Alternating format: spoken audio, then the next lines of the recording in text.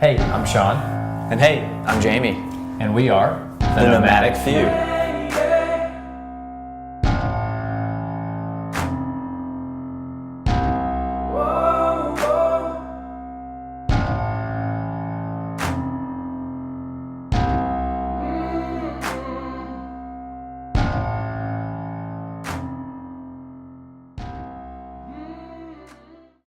We're located in downtown Greenville is our initial home base. We're there every weekend, Saturday, Sunday, from March to October, basically starting at noon and going all the way till 8 or 9 at night. We chose the name the Nomadik Few more as a result of someone giving it to us and it kind of following us around throughout the years. We met a gentleman on top of Paris Mountain, and we went up there about 12 o'clock at night one night to watch a lightning storm roll in, and he ended up breaking the silence by saying, "Oh, it's like the fingers of God coming through the sky." So it prompted a spiritual conversation with him, and long story short, he by the end of this conversation, it ended up with him crying and giving us hugs, and he said, "I want to play y'all some of my music." So in the middle of the songs that he had written, all his own lyrics, all his own actual music itself, he would make fake radio commercials. Somewhere in one of those radio commercials, he decided to say, "This is Rick Jones, loud and clear from Paris Mountain, with the Nomadik Few." And he named it, and we thought that was such a funny name. And years later, when this idea came up, and we're trying to come up with a unique way of presenting shaved ice, I thought, man, that name could really fit a number of different things. And we had always thought we'd want to use it, didn't know how. And so we were like, we're going for it.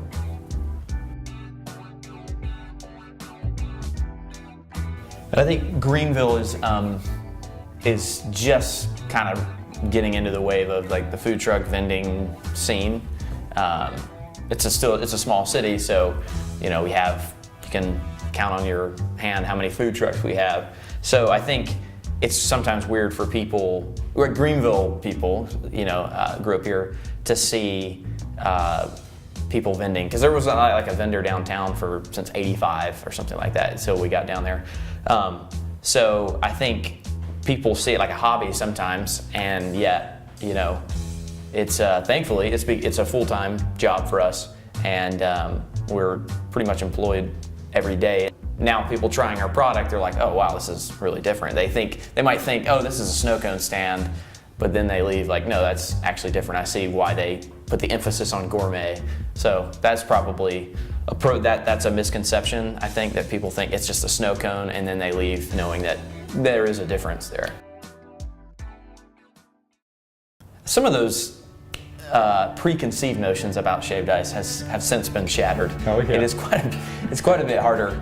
At least how we're doing it in the mobile cart world, it's quite a bit harder and more involved than we would have thought.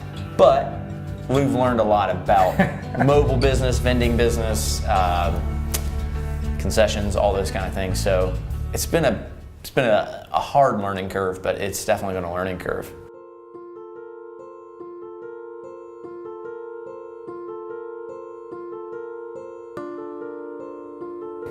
Obviously, our faith has a huge impact on our business because we believe that your faith is implemented into your daily life anyways, regardless of what you're doing. Whether you're doing a business or working for someone else or whatever it is, it doesn't matter. So the Lord has used that experience to be able to open up tons of doors for conversation. So now, shifting that into being shaved ice, you're sitting on the street, you're meeting tons of random people. They want to come up and talk to you about the town. They want to talk to you about the way you look. They want to talk to you about your experiences the last couple of years.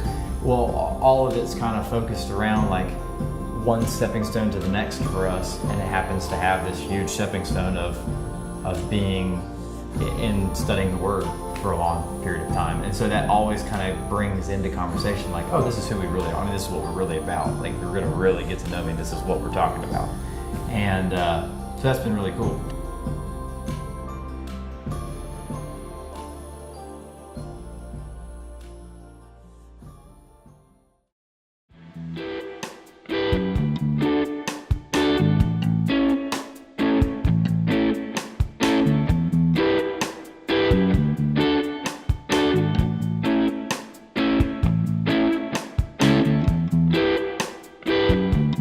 What is a normal day in the Nomadik Few?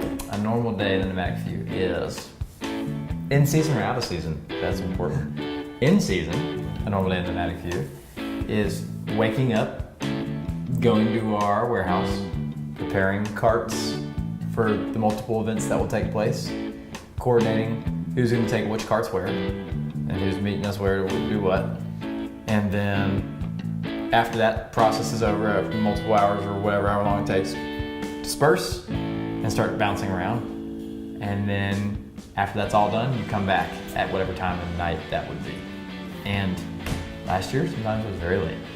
I guess. Yeah, and then events will not end until 11 o'clock sometimes, or 10:30. And then you still have all the coordination of getting everything back and cleaning and moving, and then going back home again after that. making new ice, Yeah. filling up the carts, making more simple syrup,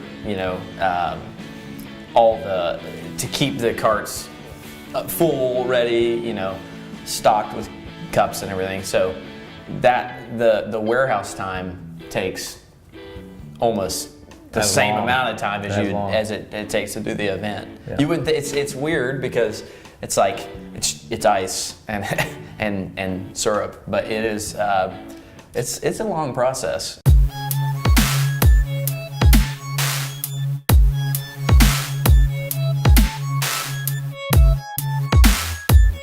What makes our shaved ice unique is, I say, you have to have the right machine. We do have the right machine.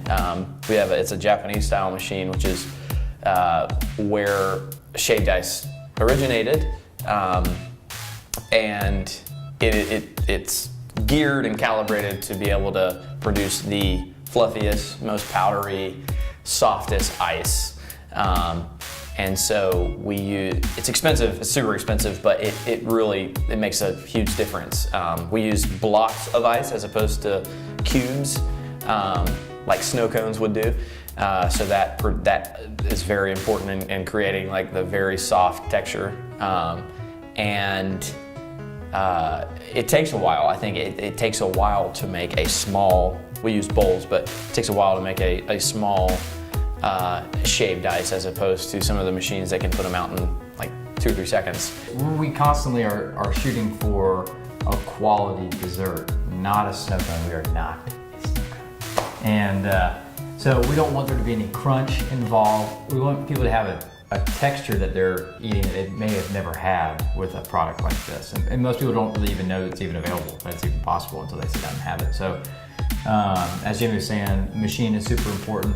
And then obviously syrup is going on this product. So how we manufacture our syrups is really important as well. And so we want our customers to feel like each and every flavor is an extremely unique experience. That's really cool.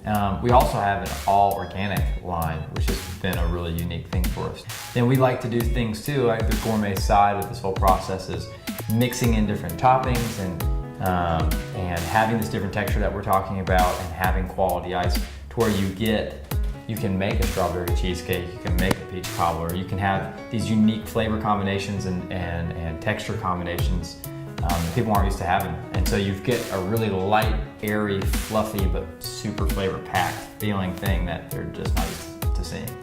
I'd say Greenville has been really a great place to start because it's like I was saying earlier with the food truck scene, the vending scene being smaller. So like we're more prominent in a sense because there is fewer of us. So a lot of businesses and things like that or whatever, or events are looking for something new. And being downtown's great because it's, again, all the foot traffic and everything. People were seeing that. And we just get people randomly all the time emailing us, calling us, whatever, saying, hey, can you come to this event? Can you do this? Because I think it is like, there are still ways that we'd like to go in producing like the top of the line shaved ice. But for what we are, I think we are producing like the highest level we can.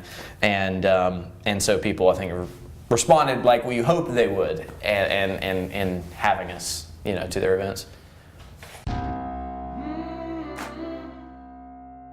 So when people walk away from my business, I want them to feel like that they had a worthwhile experience coming there. So if they're brand new, I want them to feel like, wow, this is a unique treasure that we found. And regardless of whether not mobile or not, I want them to always feel that way. I want them to feel too that even if in their mind they're just ordering shaved ice or just getting a dessert, they were respected by the people that were there, and that the people weren't just trying to push them through and get to the next person, that even if it's busy, even if it's whatever, that you're getting eye contact and you're being treated like, hey, you're gonna get something cool. Here, this is a cool dessert, you've come here to get something cool, we're gonna prepare it well, you're gonna eat it well, it's gonna be good. I hope that people can see that regardless of what they may assume based on what we look like, or what they assume the product's gonna be, or that they can feel like they are respected and that they are worth being listened to. And even if it's at a shaved ice stand, if that's all anybody sees it as, then they felt like they were treated well and they are worthwhile.